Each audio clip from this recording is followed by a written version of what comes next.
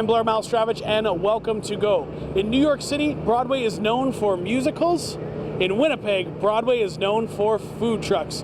Over the past 5 years, food trucks have exploded along this strip, and I'm joined by Mike Green, who's going to tell us why they're so popular. Hello, hey, thanks for having me.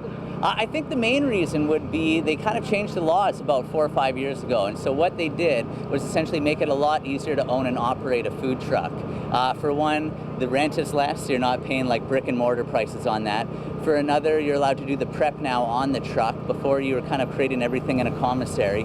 And for another thing too, like just for the city's food scene in general, it just offers a huge range. Like you've got a minimal amount of space on a food truck, but yet a lot of these manage to put out a lot of different items. And like they're owned by people of different ethnicities, different cooking backgrounds and what have you. So it really gives you a wide range of food products all on one street. Now, of course, everyone's experience is going to be different when you come down here.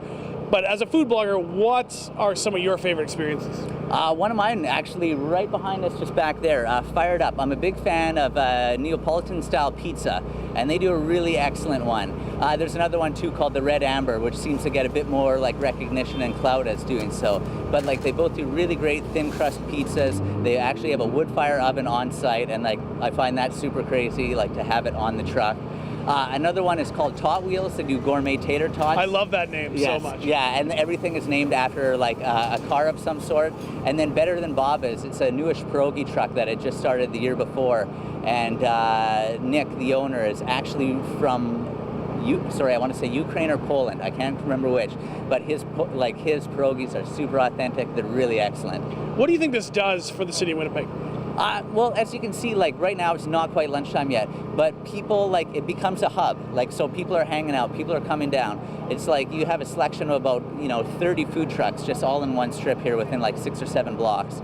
And it really like creates a lot of vibrancy. And so you've got everyone coming out of their office, they're all having different meals, yet they're sitting together on the sidewalk, the sun's shining, and it just creates a really cool atmosphere. And for us at Tourism Winnipeg, we love to see that because you've got all this vibrancy in the street, tourists see it, they get a part of it too. So it's just something that's going to keep growing.